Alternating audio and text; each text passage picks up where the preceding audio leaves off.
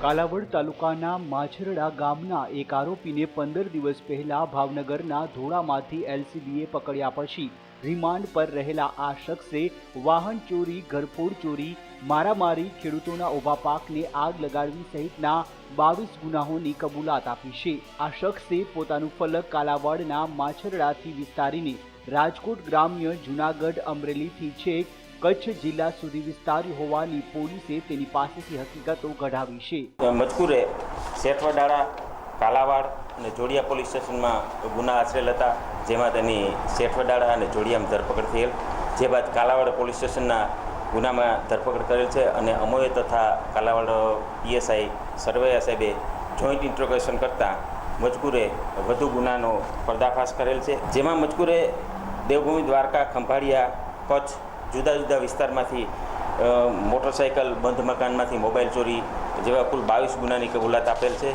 તેમજ મજકૂર આરોપી પાસેથી કુલ 5 મોટરસાઇકલ કબજે કરવામાં આવેલ છે। છેલ્લા 2 વર્ષ દરમિયાન આ શખ્સે 22 સ્થળે આચરેલા ગુનાઓની સિલસિલાબંધ વિગતો ઓકી નાખી છે। આથી અનેક ગુનાઓમાં સંડોવાયેલા અને માછરડા ઉપરાંત આજુબાજુના સંખ્યાબંધ ગામોમાં ત્રાસ ફેલાવી લોકોને ત્રસ્ત કરનાર જનકસિંહ ચૌહાણને પોલીસે જેલ હવાલે કર્યો છે।